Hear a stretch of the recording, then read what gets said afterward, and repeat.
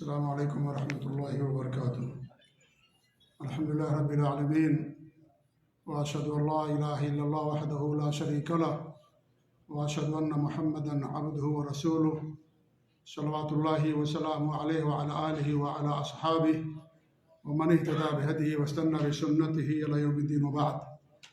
معزز و مکرم سامعین و ناظرین، اللہ کے فضل و کرم سے دوبارہ دعویٰ سینٹر کی اس مسجد میں عقیدہ واسطیہ کی شرح کی شروعات کی جا رہی ہے، جو تقریباً 2.5 مہینے تک رکی ہوئی تھی۔ دوبارہ اللہ رب العالمین کی طرف سے توفیق مل رہی ہے، اللہ تعالیٰ کا ہم شکر ادا کرتے ہیں، اور ساتھ ہی ساتھ آپ تمام حضرات سے اس طرح کی پروگرام میں شرکت کی درخواست بھی کرتے ہیں، کیونکہ اس سے ہمارے عقیدے کی اصلاح ہوتی ہے، علم میں اضافہ ہوتا ہے، اور انسان کو دین کی بہت ساری باتیں معلوم ہوتی ہیں۔ یہ علم کی مجلسیں ہوتی ہیں، اور علم کی مجلسوں میں شریک ہونا اجر اور ثواب کا باعث ہوتا ہے۔ جس کتاب کی شرح آپ لوگوں کے سامنے شروع کی گئی ہے، وہ کتاب عقیدے پر بہت ہی اہم کتاب ہے، اور اس کتاب کا نام عقیدہ واسطیہ ہے، اور اس کے مؤلف اور مصنف امام اور مجدد شیخ الاسلام ابن تیمیہ رحمۃ اللہ علیہ، انہی کی کتاب کی شرح آپ لوگوں کے سامنے کی جاتی تھی اور انشاءاللہ کی جائے گی۔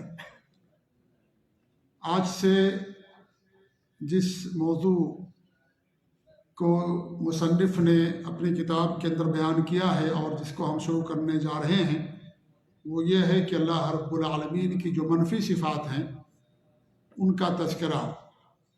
اس سے پہلے ہم آپ کے سامنے ذکر کر چکے ہیں کہ اللہ رب العالمین کی جو صفات ہیں ان کے کئی اعتبارات ہیں۔ کچھ صفات ایسے ہیں، اور وہ سب سے زیادہ ہیں، جن کا ذکر قرآن و حدیث کے اندر کیا گیا ہے۔ قرآن میں ذکر ہے اور صحیح حدیثوں میں ان صفات کا ذکر ہے۔ ان صفات کو ثبوتی صفات کہا جاتا ہے، یعنی ثابت شدہ صفات۔ یا تو قرآن میں ان صفات کا ذکر ہے، یا تو حدیث میں ان صفات کا ذکر کیا گیا، اور حدیث سے مراد صحیح حدیث ہے۔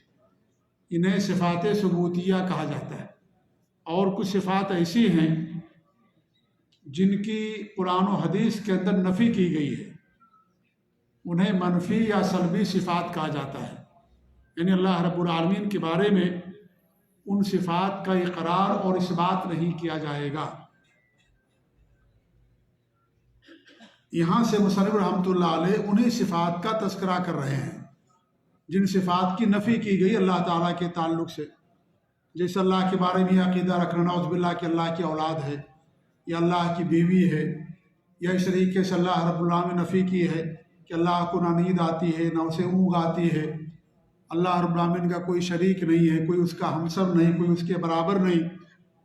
تو ان صفات کا تذکرہ آج سے آپ لوگوں کے سامنے کیا جائے گا۔ انہیں سلبی اور منفی صفات کہا جاتا ہے، یعنی اللہ رب العالمین نے ان صفات کی نفی کی ہے اپنے بارے میں، کیونکہ یہ سب نقص ہے، عجز اور کمی ہے، اور اللہ رب العالمین کے لیے کمال ہے۔ لہذا یہ صفات اللہ کے لیے ثابت کرنا یہ غلط ہے۔ اللہ رب العالمین نے ان صفات کی نفی کی ہے، انہیں سلبی اور منفی صفات کہا جاتا ہے۔ تو آگے مصنف رحمۃ اللہ علیہ ان تمام چیزوں کو، آیتوں کو بیان کریں گے۔ تقریباً 11-12 آیتیں مصنف نے بیان کی ہیں اس موضوع کے حوالے سے۔ آج ہم صرف ایک آیت پڑھیں گے اور اس آیت کی شرح یا اس کی تفسیر آپ کے سامنے کریں گے۔ سب سے پہلی آیت جو مصنف رحمۃ اللہ علیہ نے اس باب میں بیان کی ہے، وہ سورہ مریم کی آیت نمبر 65 ہے۔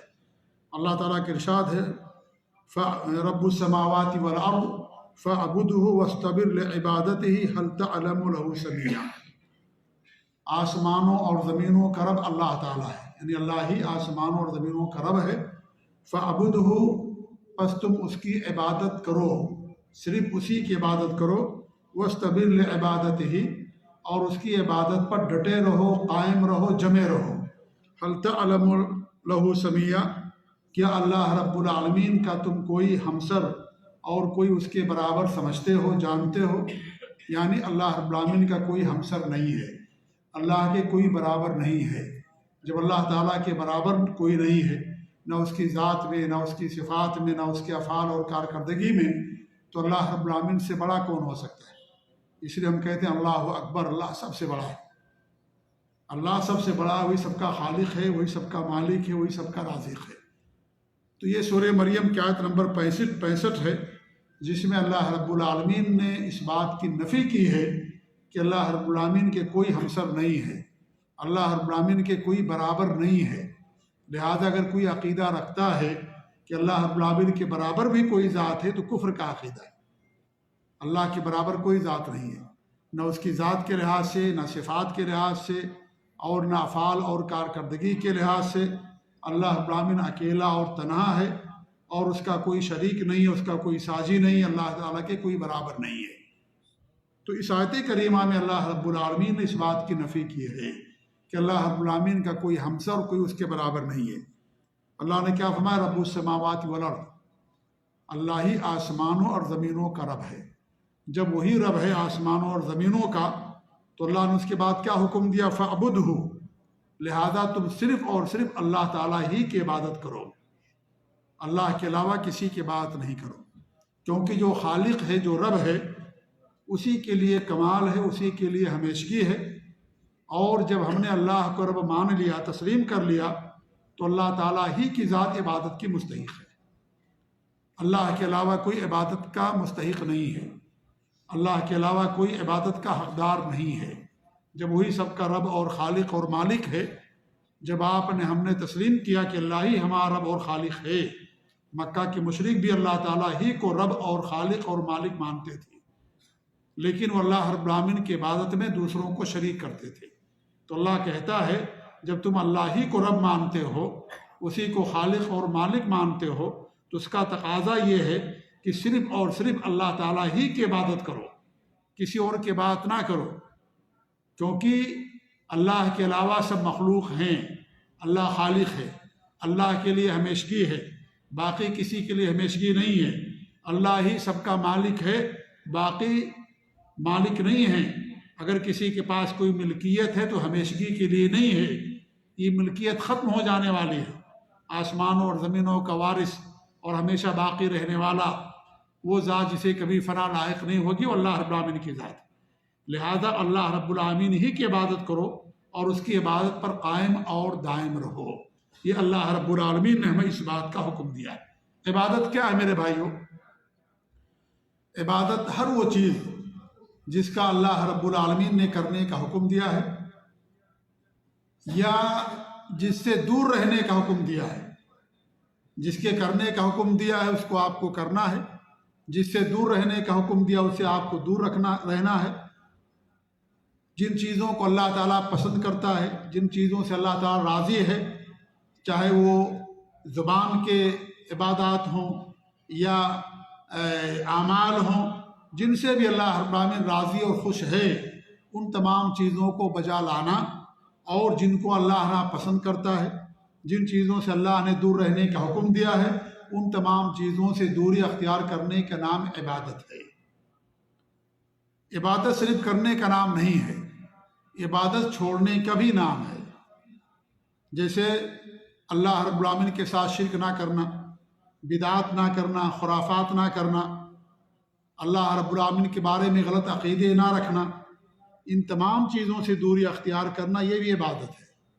عبادت صرف کرنے کا نام نہیں ہے۔ جیسے سنت ہوتی ہے، سنت صرف کرنے کا نام نہیں ہوتا ہے، سنت ترکی بھی ہوتی ہے، یعنی جو چیزیں ہمارے نبی نے چھوڑ دی ہیں ان چیزوں کا چھوڑنا ہمارے لیے سنت ہے، کہ وہ چیزیں ہم نہ کریں، کیونکہ ان چیزوں کا کرنا بدعت کہلاتا ہے، اور بدعت سے دوری اختیار کرنا واجب اور ضروری ہے۔ اللہ کے رسول کی حدیث من عمل عملا لیس علیہ امرنا فہو رد، جس نے کوئی ایسا عمل کیا جو ہماری شریعت سے ہٹ کر کے وہ مردود ہے، اللہ تعالیٰ اسے قبول نہیں کرے گا، اسے دوری اختیار کرنا ضروری ہے۔ جن چیزوں کو ہمارے نبی نے نہیں کیا ہے ان چیزوں کو ہم نہیں کریں گے، جن چیزوں کو ہمارے نبی نے انجام کیا ان چیزوں کو ہم بجا لائیں گے، ان چیزوں کو ہم کریں گے۔ تو عبادت دو چیزوں کا نام ہے، کرنے کا بھی اور چھوڑنے کا بھی۔ اسی لیے اللہ رب العالمین نے کیا فرمایا؟ وَاعْبُدُوا اللَّهَ وَلَا تُشْرِكُوا بِهِ شَيْئًا، صرف اللہ کی عبادت کرو، اللہ تعالیٰ کے ساتھ کچھ بھی شرک نہ کرو۔ شرک جو نہیں کرتا ہے وہ اللہ تعالیٰ کی عبادت کرتا ہے، جو بدعت نہیں کرتا، خرافات نہیں کرتا، رسم و رواج نہیں کرتا، وہ اللہ رب العالمین کی عبادت میں رہتا ہے۔ کیونکہ جو شرک کرتا ہے وہ اللہ کی نافرمانی کرتا ہے، وہ گناہ کرتا ہے۔ جو شرک نہیں کرتا، بدعت نہیں کرتا، نافرمانی نہیں کرتا، وہ اللہ رب العالمین کی عبادت کرتا ہے، وہ اللہ رب العالمین کی عبادت میں رہتا ہے۔ لہذا عبادت صرف کرنے کا نام نہیں ہے، عبادت چھوڑ دینے کا بھی نام ہے۔ کون سی چیزیں چھوڑ دینا؟ جن چیزوں کے چھوڑ دینے کا اللہ نے یا اس کے نبی نے حکم دیا ہے، ان چیزوں کا چھوڑ دینا یہ بھی عبادت ہے۔ عبادت کی تعریف میں امام ابن تیمیہ فرماتے ہیں اسم جامع، بہت ہی جامع نام ہے یہ، لکل ما یحبہ اللہ ویرضا، ہر اس چیز کو جس کو اللہ تعالیٰ پسند کرتا ہے اور جس سے اللہ تعالیٰ راضی ہوتا ہے، من الاقوال والافعال الظاہرہ والباطنہ، چاہے وہ اقوال ظاہری ہوں، وہ افعال ظاہری ہوں یا باطنی ہوں، نظر آنے والے ہوں یا نظر آنے والے نہ ہوں، ان تمام چیزوں کو جن سے اللہ خوش ہوتا ہے، راضی ہوتا ہے، ان کے کرنے کا نام عبادت ہے۔ اور وہ تمام چیزیں جن سے اللہ تعالیٰ ناخوش ہوتا ہے، ناپسند کرتا ہے، ان تمام چیزوں کے چھوڑ دینے کا نام بھی عبادت ہے۔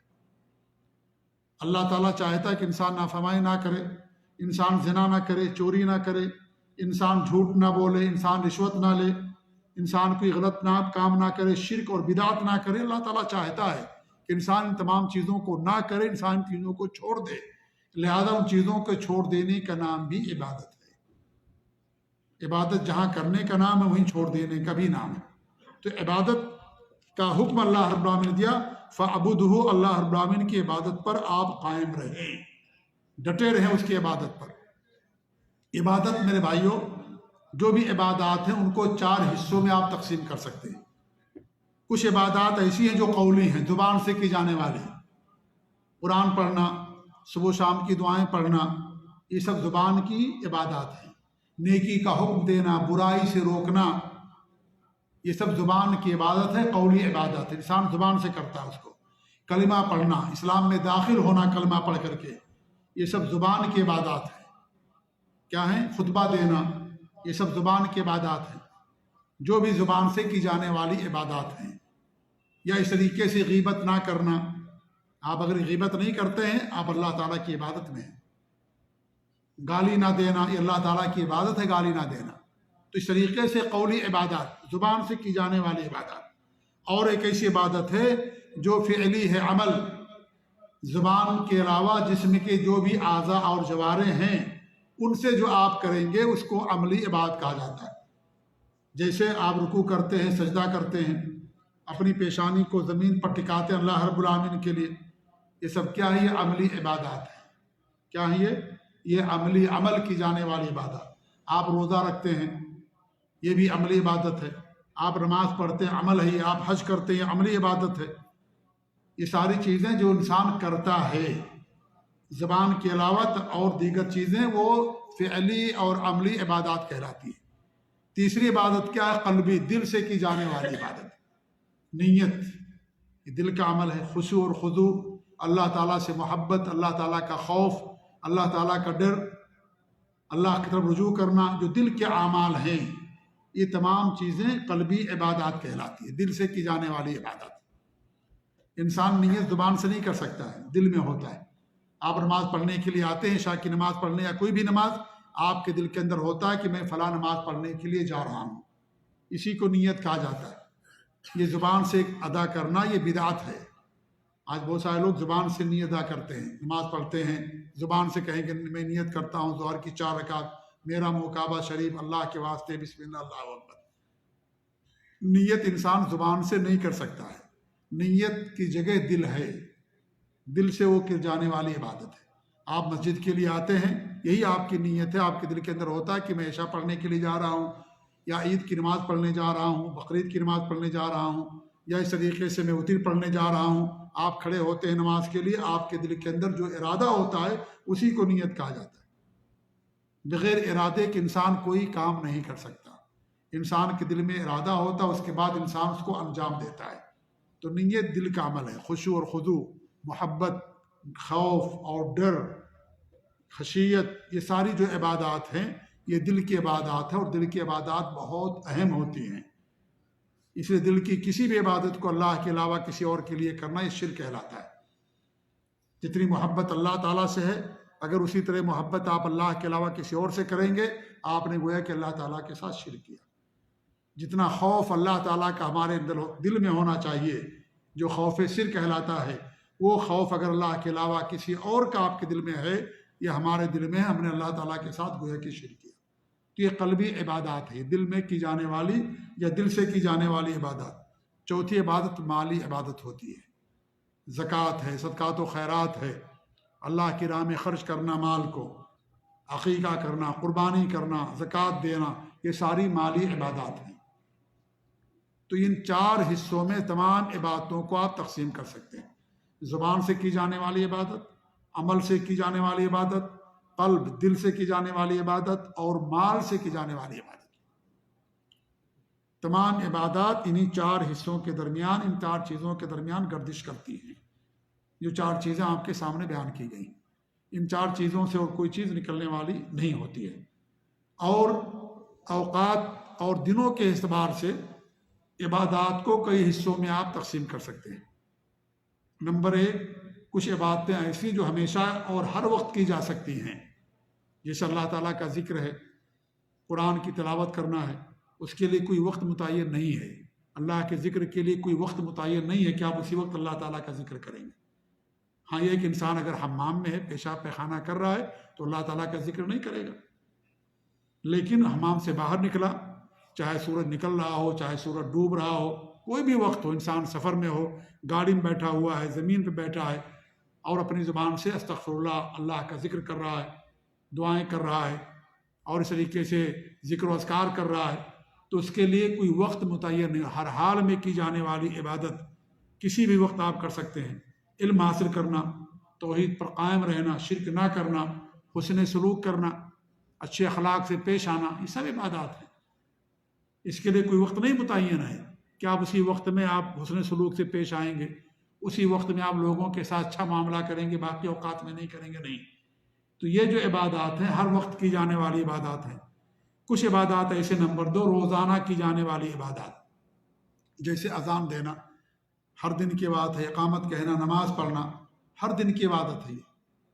دن میں یعنی روزانہ انسان ان تمام عبادات کو کرتا ہے۔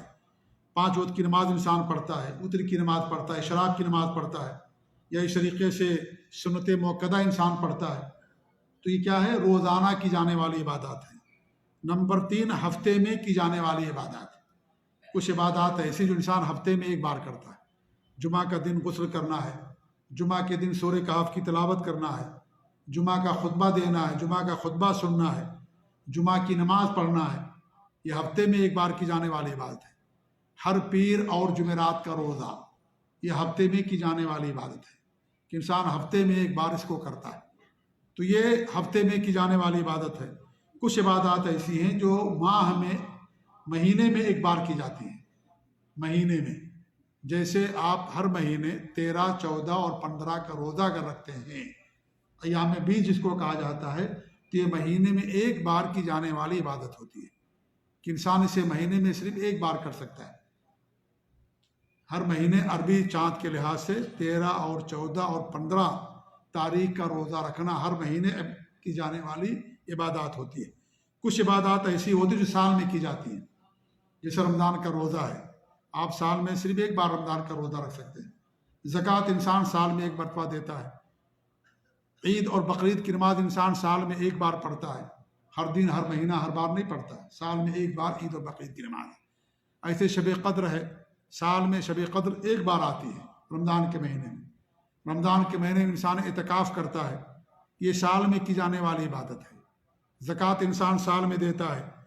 عرفے کا روزہ ہے، عرفہ کا روزہ، یہ ذی الحجہ کی 9 تاریخ عرفہ کا دن جو روزہ ہے، یہ سال میں ایک مرتبہ آتا ہے۔ ایسے شوال کے روزے ہیں، شوال کا جب مہینہ آئے گا تب آپ روزہ رکھیں گے، سال میں ایک مرتبہ آتا ہے۔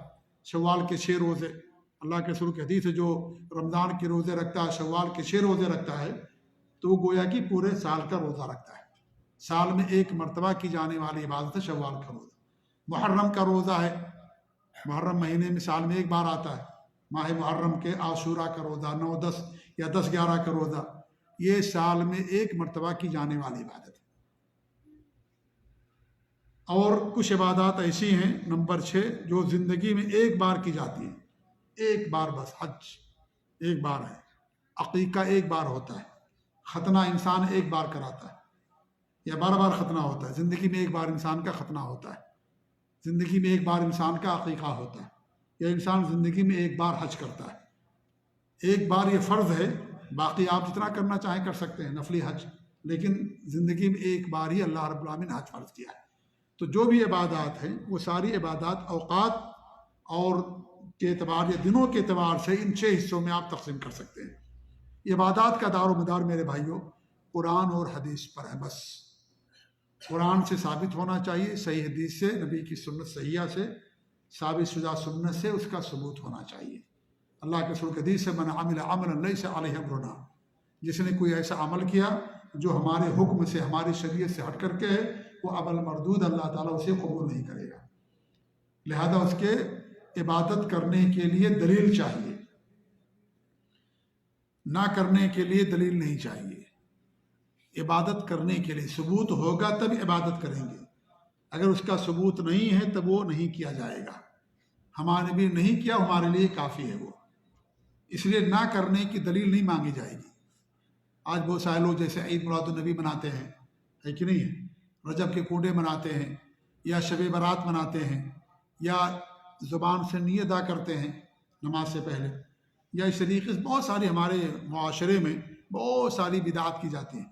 آپ جب ان سے منع کریں گے کہ بھئی مت کیجیے تو کہتے ہیں ہمارے نبی نے کہاں منع کیا ہے کہ عید میلاد النبی نہ مناؤ، شب برات نہ مناؤ؟ کہاں کوئی حدیث ہے شب برات نہ منانے کی؟ یا زبان سے نیت ادا نہ کرو، کوئی حدیث ہے؟ نہیں، کوئی حدیث نہیں ملے گی، کوئی حدیث نہیں ملے گی۔ کرنے کے لیے دلیل چاہیے، نہ کرنے کے لیے دلیل نہیں چاہیے۔ نہ کرنے کے لیے نبی کا فرمان کافی ہے، من عمل عملا لیس علیہ امرنا فہو رد، جس نے کوئی ایسا عمل کیا جو ہماری شریعت سے ہٹ کر کے، اگر ہمارے نبی نے کیا ہوتا اس کا ثبوت ہوتا، اس کا ذکر ہوتا، جیسے آپ کی ساری باتوں کا ذکر ہے، سارے اعمال کا ذکر ہے، اس کا بھی ذکر ہوتا۔ آپ نے نہیں کیا، اس کا مطلب یہ ہے کہ اس کو ہمیں چھوڑ دینا ہے۔ اس لیے میں نے شروع میں کیا بتایا کہ سنت 2 طرح کی ہوتی ہے، سنت فعلی کرنے والی سنت، سنت ترکی چھوڑ دینے والی۔ جو نبی نے چھوڑ دیا اس کا چھوڑنا ہمارے لیے سنت ہے۔ ہمارے نبی نے شب برات نہیں منایا ہے، منایا نبی نے، اس لیے نہ منانا یہ سنت ہے۔ ہمارے نبی نے عید میلاد النبی منایا؟ نہیں منایا نا، تو ہم نہ منانا یہ ہمارے لیے سنت ہے۔ تو ہمارے نبی نہیں کیا، آپ کا نہ کرنا یہ دلیل ہے کہ سنت نہیں ہے۔ کرنے والے کو دلیل دینا ہے، جو کرے گا اس کو دلیل لے کر کے آنا ہے۔ جیسے آپ کوئی نماز بھی پڑھنا چاہیں تو آپ کو دلیل دینی پڑے گی اس کے لیے، بھئی آپ اتنی کی نماز پڑھ لیں، اس کی دلیل ہے کہ نہیں ہے؟ تہجد کی دلیل ہے کہ نہیں ہے؟ اشراق کی دلیل ہے نا دلیل؟ لیکن آپ کو ایسی نماز پڑھیں جس کی دلیل نہ ہو، آپ بچے کا عقیقہ کریں 2 رکعت نماز پڑھیں، جب آپ کریں گے تو آپ کو دلیل دینی پڑے گی، ٹھیک ہے؟ کہ بھئی ہمارے نبی نے عقیقہ کیا تھا تو 2 رکعت نماز پڑھی تھی، اس لیے ہم نماز پڑھتے ہیں، دلیل دینی پڑے گی آپ کو۔ کرنے کے لیے دلیل چاہیے، نہ کرنے کے لیے دلیل نہیں چاہیے۔ نہ کرنے کے لیے نبی کا فرمان کافی ہے، من احدث فی امرنا ھذا ما لیس منہ فہو رد، جس نے ہماری شریعت کے اندر نئی چیز پیدا کی وہ مردود ہے، اسے قبول نہیں کیا جائے گا۔ تو آپ کا یہ فرمان ہمارے لیے کافی، آپ نے نہیں کیا ہم بھی اس کو نہیں کریں گے۔ لہذا کرنے کی دلیل چاہیے، نہ کرنے کی دلیل نہیں چاہیے۔ بات سمجھ آ رہی کہ نہیں سمجھ آ رہی؟ کیا ہمارے نبی نے کسی حدیث کے اندر یا اللہ رب العالمین نے قرآن کی کسی آیت میں فرمایا ہے کہ جب تو نماز پڑھو تو 1 رکعت کے اندر ایک ہی رکوع کرو، 2 رکوع نہ کرو؟ کہیں فرمایا ہمارے نبی نے؟ ہاں نہیں فرمایا نا؟ ماشاء اللہ، کہ بچہ بتا رہا ہے کہ نہیں فرمایا اللہ نے، یا نبی نے نہیں فرمایا کہ 2 رکوع نہ کرو۔ اب کوئی آدمی اگر 2 رکوع کرے گا تو اس کا 2 رکوع کرنا صحیح ہوگا؟ وہ کہے بھئی اللہ نے کہاں منع کیا، ہم کریں گے 2 رکوع، ہم 3 سجدے کریں گے 1 رکعت کے اندر، 4 سجدے کریں گے رکعت کے اندر۔ سجدہ کرنا عبادت ہے، رکوع کرنا عبادت ہے، جتنا زیادہ رکوع کریں گے اتنا زیادہ ثواب ملے گا۔ وہ یہ بات کہے تو آپ کیا کہیں گے اس کو؟ کہیں کہ ہمارے نبی نے نہیں کیا ہے، ہمارے نبی نے نہیں کیا اس لیے نہیں کریں گے۔ نبی کے طریقے سے ہٹ کر کے آئیے۔ حالانکہ کہیں بھی اللہ رب العالمین نہیں فرمایا کہ 2 رکوع نہ کرو 1 رکعت میں، یا ہمارے نبی نے کہیں نہیں فرمایا کہ 1 رکعت میں 2 رکوع نہ کرو 3 رکوع نہ کرو، کہیں فرمایا نہیں فرمایا۔ کیوں نہیں کرتے ہیں؟ اس لیے کہ ہمارے نبی نہیں کیا، اس لیے نہیں کرتے۔ یہی مثال تمام جو ہے بدعات کی ہے۔ جو بدعات کرے اس کو بتا دو کہ بھئی ہمارے نبی نے نہیں کیا، خلاص۔ ہمارے نبی نے عید میلاد النبی نہیں بنایا، کیوں بناتے ہیں آپ اس کو کہیے یہ بات۔ جب وہ کہے تو آپ اس کو دلیل میں کہیے کہ بھئی چلیے میں نماز پڑھتا ہوں، رکعت کے اندر 2 رکوع کرتا ہوں، کیا ہمارے نبی نے منع فرمایا 2 رکوع کرنا؟ نہیں فرمایا ہے۔ تو کہے گا بھئی ہمارے نبی نے نہیں کیا اس لیے مت کیجیے، تو آپ وہیں کہیے ہمارے نبی نے میلاد النبی نہیں کیا، آپ کیوں کرتے ہو بھائی؟ ہمارے نبی نے رجب کے کنڈے نہیں منایا، شب برات نہیں منائے، پھر آپ کیوں مناتے ہو؟ جب ہمارے نبی نے یہاں 2 رکوع نہیں کیا اس لیے آپ نہیں کرتے ہو 2 رکوع، تو ہمارے نبی نے رجب کے کنڈے بھی نہیں منائے، پھر آپ رجب کنڈے کیوں مناتے ہو؟ بات کلیئر ہو رہی کہ نہیں ہو رہی ہے؟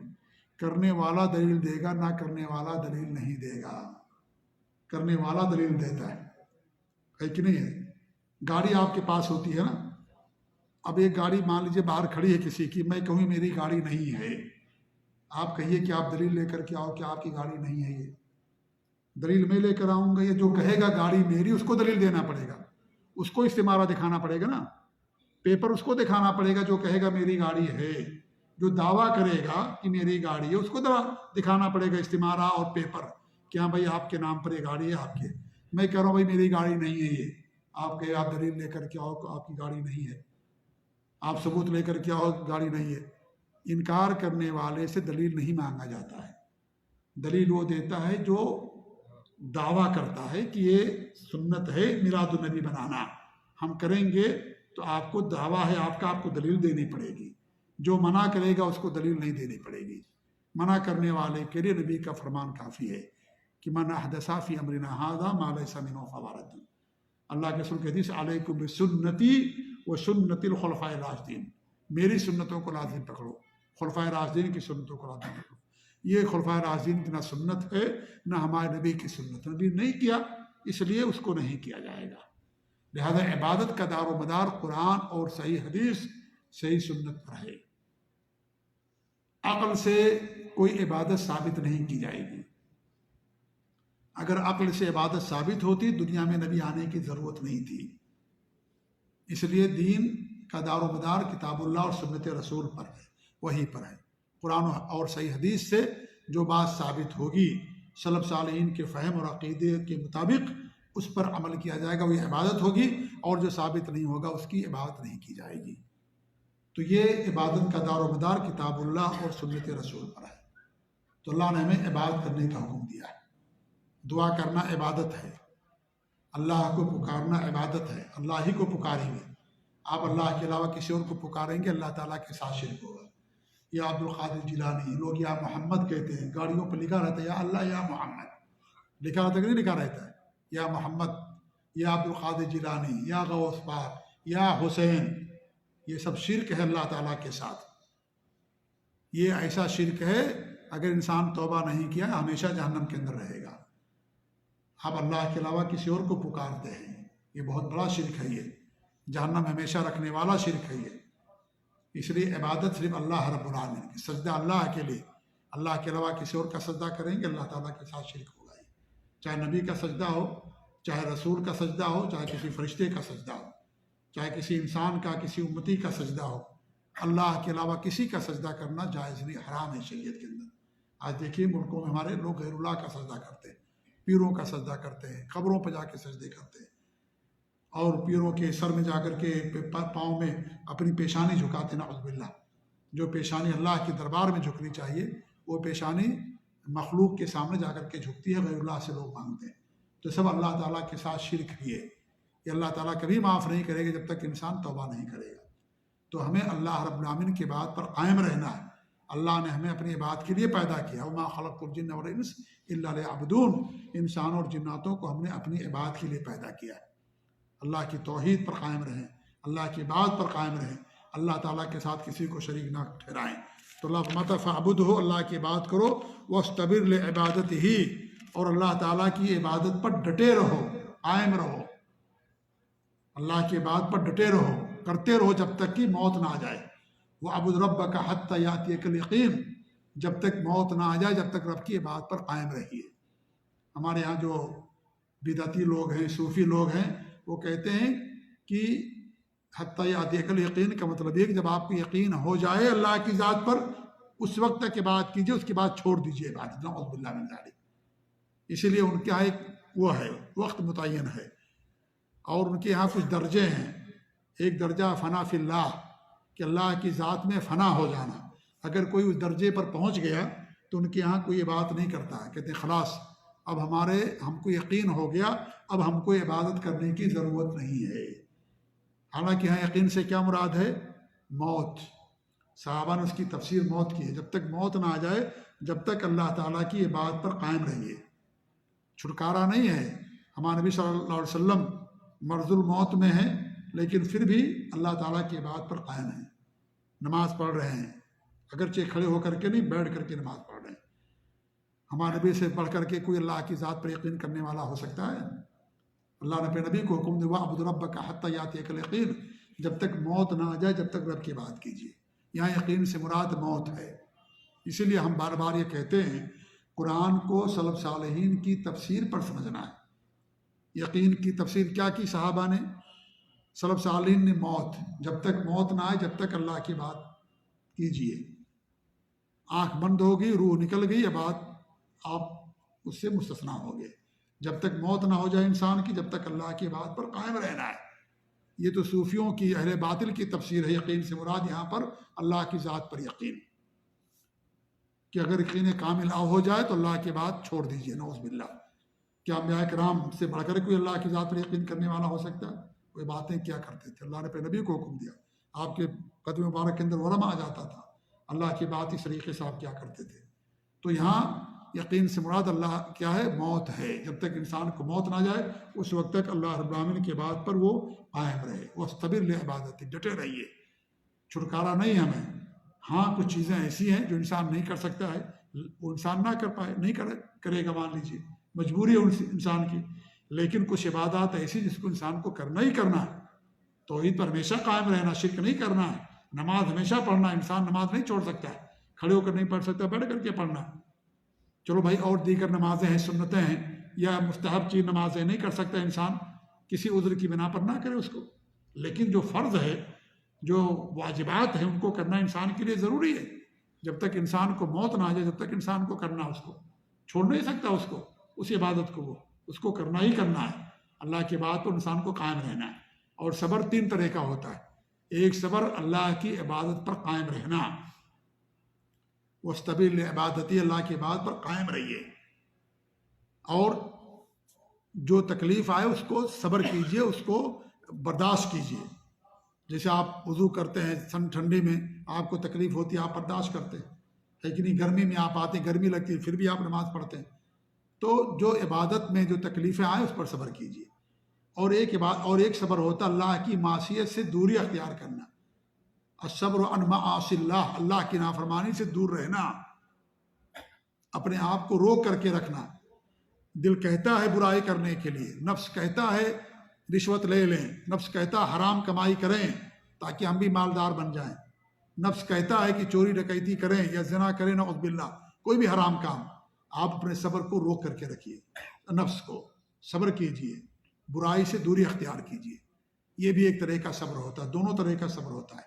تیسرا صبر یہ ہے کہ جو تکالیف آئیں، مصیبتیں اور پریشانیاں آئیں آپ کی زندگی میں، آپ کو بیماری لاحق ہو گئی، کسی عزیز کی موت ہو گئی، کسی قریبی کی وفات ہو گئی، آپ نے بزنس شروع کیا، آپ کو خسارہ ہو گیا، نقصان ہو گیا، ہے کہ نہیں؟ اس پر آپ صبر کیجیے، آپ اس پر صبر کیجیے۔ یہ بھی طرح کا صبر ہے۔ اللہ کے رسول کی حدیث ہے مومن کو اگر کانٹا بھی چبھتا ہے اور اس پر صبر کرتا تو اللہ تعالیٰ اسے اجر دیتا، اور یہ مومن کے لیے ہوتا ہے۔ نعمت ملنے پر اللہ تعالیٰ کا شکر، اور کوئی تکلیف اور مصیبت آئے اس پر صبر، دونوں حالتوں میں انسان کو اجر اور ثواب ملتا ہے، اور یہ مومن کے لیے ہوتا ہے، کیونکہ مومن ہی صبر کرتا ہے۔ کافر کا تو اللہ کی ذات پر ایمان ہی نہیں ہے، اللہ کو مانتا ہی نہیں ہے وہ۔ لہذا جو تکالیف اور مصیبتیں پریشانیاں آئیں ان پر صبر کرنا، اور صبر اول والا میں ہوتا ہے، شروع میں صبر ہوتا ہے، بیچ میں آخر میں صبر نہیں ہوتا ہے۔ آخر میں تو انسان کو وقت صبر کرنا سکھا ہی دیتا ہے، اس لیے جب کوئی تکلیف آ گئی، اگر آپ نے پہلے صبر کر لیا، اصل صبر ہوا ہے۔ اللہ کے رسول کہتے ہیں الصبر عند الصدمۃ الاولی، پہلے صدمے میں، پہلے شروع میں صبر کرنا۔ بچے کی وفات ہو گئی، بھائی بہن کی وفات ہو گئی، بیوی کی وفات ہو گئی، انسان روتا ہے، چیختا چلاتا ہے، کچھ کر سکتا نہیں، کچھ کر سکتا۔ بعد میں صبر ہوتا کہ نہیں ہوتا؟ ہوتا۔ وہ صبر نہیں، اس کو صبر نہیں کہا جائے گا۔ پہلی بار آپ کو تکلیف ہے، آپ کو صبر کرنا ہے۔ آنکھ سے آنسو گر جائیں کوئی مسئلہ نہیں، اتنا شریعت میں اس کی اجازت ہے، لیکن چیخنا، چلانا، رونا دھونا، گریبان چاک کرنا، عورتیں روتی چیختی چلاتی ہیں، جی ہاں، یہ ساری چیزیں حرام ہیں۔ یہ بعد میں صبر تو ہو ہی جائے گا، آپ کیا کر سکتے ہیں؟ اللہ کو بگاڑ سکتے؟ اللہ کچھ کر سکتے ہیں؟ ہم نہیں کر سکتے۔ صبر تو ہو ہی جاتا ہے آخر میں۔ وقت سب سے بڑا مرہم ہوتا ہے، جیسا کہ کہا جاتا ہے، دھیرے دھیرے انسان کو صبر ہو جاتا ہے۔ لیکن صبر کی آزمائش کب ہوتی ہے آپ کی؟ جب پہلے آپ نے صبر کر لیا۔ اولاد دی اللہ نے چھین لیا، اللہ کی بھائی نعمت تھی، اللہ کی امانت تھی، اللہ نے واپس لے لیا، تکلیف ہے دل میں، کوئی مسئلہ نہیں، لیکن ہم شکایت نہیں کرتے لوگوں سے جا کر کے، اور لوگ چیختے چلاتے نہیں ہیں اللہ نے ایسا کیا، اللہ نے ہمارے ساتھ ایسا کیا، ایسا کیا، اولاد دی اللہ نے لے لیا، اللہ کا نا نعوذ باللہ، اللہ کے انصاف نہیں، اللہ کے عدل نہیں، نعوذ باللہ۔ یہ سب کفریہ بات ہے۔ یہ دینے والا اللہ نے لے لیا۔ آپ نے کسی کو قرضہ دیا اور وہ قرضہ مانگ لیا تو اس پر تکلیف ہونی چاہیے؟ قرض ہے ہمارے پاس ہو، کسی نے آپ کے پاس امانت رکھا، 2000 3000 1,00,000 ریال واپس مانگ لیا، امانت تھی، تکلیف ہونی چاہیے؟ اس کی چیز ہے بھائی، اس نے مانگ لیا، واپس لے لیا، خلاص، اللہ نے دی تھی، اللہ نے واپس لے لیا۔ انا للہ و انا الیہ راجعون، ہم سب اللہ کی طرف سے آئے ہیں، سب کو اللہ کے پاس جانا ہے، اس میں رونے دھونے کی بات کیا ہے؟ اس لیے آپ دیکھیے سعودیوں کا ایمان بہت قوی ہوتا ہے۔ بیوی کی وفات ہوگی الحمدللہ، ماں کی وفات ہوگی الحمدللہ، باپ کی وفات ہوگی الحمدللہ، ہر حال میں اللہ کا شکر ادا کرنا بھائی، ہر حال میں صبر کرنا۔ آپ کو کچھ کر سکتے ہیں؟ ہم نہیں کر سکتے۔ ان اللہ و انا الیہ راجعون پڑھیے، کچھ نہیں کر سکتا انسان، اللہ نے دیا، اللہ نے لے لیا، واپس لے لیا، خلاص، کہانی ختم ہو گئی ہماری۔ اس پر رونا چیخنا جاہلیت کے طریقے سے اور اس طریقے سے جو ایمان کے اندر خلل اور نقص کی جو بنا پر ایسا کرنا، یہ سب چیز غلط ہے۔ یہ ہاں، آنکھ سے آنسو آگے کوئی مسئلہ نہیں ہے، تکلیف ہے، آپ کو تکلیف ہوتی ہے، ہر ایک کو تکلیف ہوتی ہے، لیکن رونا چیخنا چلانا، یہ نوحہ کرنا، ماتم کرنا، یہ زمانے جاہلیت کی چیزیں ہیں، یہ اسے ہوتا کچھ نہیں ہے، اور کچھ کر نہیں سکتے آپ، اللہ رب العالمین کوئی نہیں بگاڑ سکتا ہے۔ اس لیے پہلے صبر ہوتا ہے، بعد میں تو صبر ہو ہی جائے گا، سال گزرے گا، 6 مہینے گزرے گا، صبر ہو جائے گا۔ کچھ لوگ تو یہاں تک کرتے ہیں، پہلی عید آتی ہے کالے کپڑے پہنیں گے، پہلی عید کسی بیوی کی وفات ہوگی، باپ کی وفات ہوگی، بہن کی وفات ہو گئی، کالے کپڑے پہنیں گے، پہلی عید، خوشی نہیں منا سکتے، نعوذ باللہ۔ اللہ نے عید خوشی کا دن بنایا، خوشی منائیے، کوئی تکلیف کی بات نہیں اس کے اندر، خوشی منائیے، خوشی کا دن ہے بھائی، اگرچہ کسی کو وفات ہوگی کوئی مسئلہ نہیں ہے، خوشی کا دن اللہ رب العالمین نے بنایا۔ آپ نماز پڑھیے، غسل کیجیے، اچھے کپڑے پہنیے، خوشی کا دن ہے یہ۔ آپ اس کو ماتم کا دن بنا دیں گے، گویا کہ اللہ رب العالمین نے جس دن کو خوشی کا دن بنایا اسے آپ نے ماتم میں تبدیل کر دیا، بہت بڑا گناہ کیا آپ نے، حرام کام کا ارتکاب کیا آپ نے، اللہ کے نظام کو آپ نے بدل دیا، اللہ کے حکم کو آپ نے بدل دیا۔ اس لیے بہت سارے لوگ ایسا کرتے ہیں، عید آئے گی پہلی نہیں منائیں گے، خوشی کالے کپڑے پہنیں گے، نعوذ باللہ، جی ہاں، اور اس طریقے سے پتہ نہیں کیا کیا چیزیں لوگ کرتے ہیں۔ تو میرے بھائیوں، یہ جو بھی تکلیفیں اور مصیبتیں ہیں اس پر انسان کو صبر کرنا ہے۔ ایک حدیث آتی ہے کہ ایک مرتبہ اللہ کے رسول صلی اللہ علیہ وسلم کا گزر ہوا تو ایک عورت قبر پر بیٹھی ہوئی تھی، رو رہی، چیخ چلا رہی تھی، ہمارے نے اس کو منع کیا، تو اس نے کیا کہا جانتے؟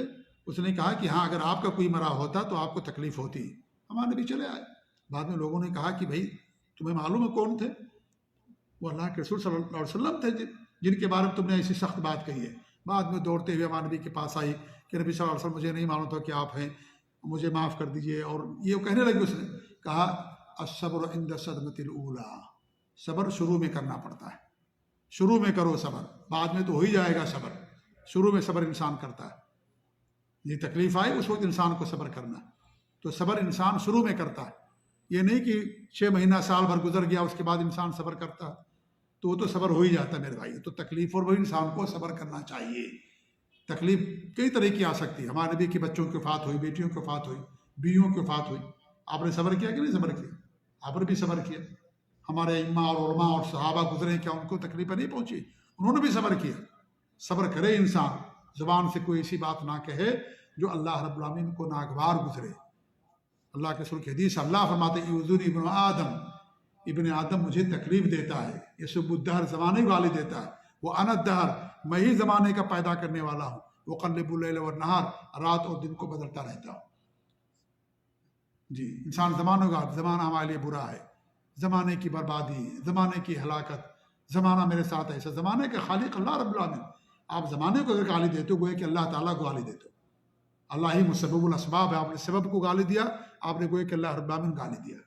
تو یہ ساری چیزیں میرے بھائیوں نہیں ہونی چاہیے، سب ایمان میں خلل ہے، یہ عقیدے کے اندر کمی ہے، لہذا انسان اس طرح کی ساری باتیں کرتا ہے۔ ایمان پہاڑ جیسا مضبوط ہونا چاہیے۔ امام احمد بن حنبل رحمۃ اللہ علیہ کی بیوی کا انتقال ہوا، صبح انہوں نے دوسری شادی کی تھی۔ کوئی آج کر پائے گا ہم میں سے ایسا؟ کوئی نہیں کر پائے گا۔ امام احمد بن حنبل رحمۃ اللہ علیہ، جنہیں امام اہل سنت والجماعت کہا جاتا ہے، کیونکہ مرد پر کوئی ماتم نہیں ہے، مرد کسی پر ماتم نہیں ہے، لیکن مرد پر سوگ منانا نہیں ہے۔ عورت پر سوگ منانا ہے کہ شوہر پر 4 مہینہ 10 دن، باقی کسی اور کی وفات پر زیادہ زیادہ 3 دن وہ سوگ منا سکتی ہے۔ مرد کے لیے سوگ ہے ہی نہیں ہے، کسی کی بھی وفات ہو جائے وہ سوگ نہیں منا سکتا، چاہے بیوی کی، چاہے باپ کی، چاہے بہن کی، چاہے بیٹی، کسی کی وفات ہو جائے، مرد کے لیے سوگ منانا حرام ہے۔ سوگ کا تعلق عورت کی ذات سے ہے، کیونکہ عورت کمزور ہوتی ہے، عورت کا قوام ذمہ دار مرد ہوتا ہے، عورت کے پر سب سے بڑا حق اللہ کے بعد، نبی کے بعد مرد کا ہوتا ہے۔ اسی لیے ہمارے نبی نے کہا کہ اگر میں عورتوں کو حکم دیتا سجدہ کرنے کا تو ان کو دیتا کہ اپنے شوہروں کا سجدہ کریں۔ جب تک بیٹی کی شادی نہیں ہوتی، سب سے بڑا حق ماں باپ کا رہتا بیٹی پر۔ آپ نے بیٹی کی شادی کر دی، آپ کا حق نیچے آ گیا، اب اس کے شوہر کا حق آپ سے بڑا ہو گیا ہے، اس کے شوہر کا حق بڑا ہو گیا۔ آپ نے کہا کہ میں مرد کو، عورت کو حکم دیتا کہ اپنے شوہر کا سجدہ کرے، آپ نے نہیں کہا اپنے باپ کا سجدہ کرے یا اپنے بھائی کا سجدہ کرے، نہیں، اپنے شوہر کا سجدہ کرے، اس لیے کہ شادی کے بعد سب سے بڑا حق مرد کا ہوتا ہے۔ مرد قوام ہے، ذمہ دار ہے، اسی لیے وہ 4 مہینہ 10 دن سوگ منائے گی، لیکن مرد کے لیے جائز نہیں کسی کی وفات پر سوگ منائے، حرام ایسا کرنا اس کے لیے۔ تو ہمیں تکلیفوں پر صبر کرنا چاہیے۔ ایمان کی کمی ہوتی تب انسان صبر نہیں کر پاتا ہے۔ جتنا ایمان مضبوط ہوگا، دینے والا لینے والا اللہ رب العالمین، خلاص مسئلہ حل۔ اس میں رونے اور چیخنے اور چلانے اور کی بات کیا ہے؟ جی ہاں، تو یہ تکلیفوں بھی انسان کو صبر، تو صبر 3 طرح کا، اللہ کی بات پر قائم رہنا، جمے رہنا، اور معصیت اور نافرمانی سے دوری اختیار کرنا، نمبر 2۔ نمبر 3 جو تکلیفیں آئیں، مصیبتیں آئیں، ان تمام تکلیفوں اور مصیبتوں پر صبر کرنا۔ یہ 3 طرح کا صبر ہوتا ہے۔ اگر انسان صبر کرے گا تو اللہ تعالیٰ اسے اجر سے نوازتا ہے، ہر حال میں اللہ تعالیٰ اسے اجر دیتا ہے۔ تو وَاسْتَبِرْ لِعِبَادَتِهِ، اللہ کی عبادت پر قائم رہیے جب تک انسان کو موت نہ آ جائے۔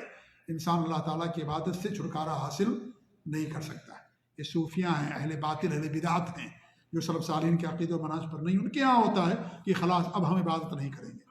اس لیے آپ دیکھیے ان لوگوں کے یہاں لوگ نمازیں نہیں پڑھتے ہیں، لوگ روزہ نہیں رکھتے ہیں، کہتے ہیں خلاص اب ہمیں کرنے کی ضرورت ہے، ہم تو ایسے درجے پر آ گئے کہ وہاں سب کچھ معاف ہو جاتا ہے۔ نعوذ باللہ من ذالک۔ اللہ نے اپنے نبی کو نہیں معاف کیا، اللہ نے اپنے انبیاء کو نہیں معاف کیا، حکم دیا کہ عبادت کرو، اور وہ عبادت کرتے تھے۔ اور آج ہم کہتے ہیں یا کچھ لوگ کہتے ہیں کہ بھئی انسان اس درجے پہنچ گیا، اس کے لیے سب کچھ معاف ہو گیا۔ جی ہاں، تو یہ سب صوفیہ لوگ ہیں۔ جی ہاں، وَاسْتَبِرْ لِعِبَادَتِهِ هَلْ تَعْلَمُ لَهُ سَمِيًّا، کیا تم اس کا کوئی ہمسر پاتے ہو یا اس کا ہم نام یا اس کے برابر کسی کو پاتے ہو؟ یہ اللہ رب العالمین کی طرف سے چیلنج ہے کہ نہیں پاتے تم۔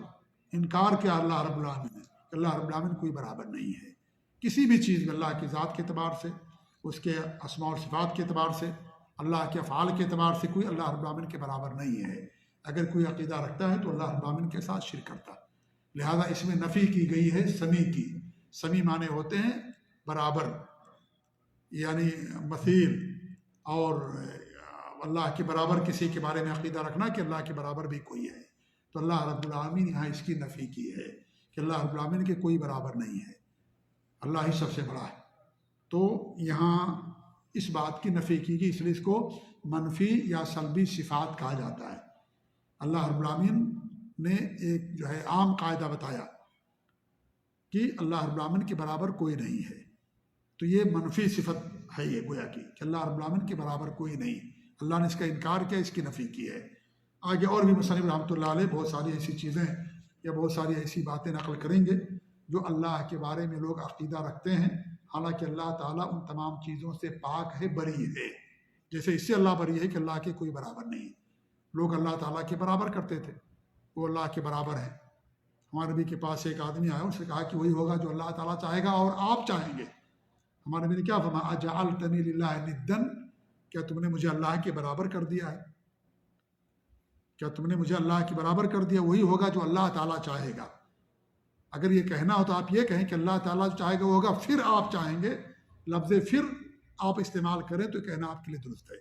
لیکن اگر آپ کسی کے بارے میں کہتے ہیں بھئی جو آپ چاہیں گے وہی ہوگا، اللہ تعالیٰ اور آپ جو چاہیں گے وہی ہوگا، ایسا کہنا حرام ہے۔ یہ ایسا کہنا جائز نہیں، کیونکہ لفظ اور یہ برابری کے لیے آتا ہے، برابری کے لیے۔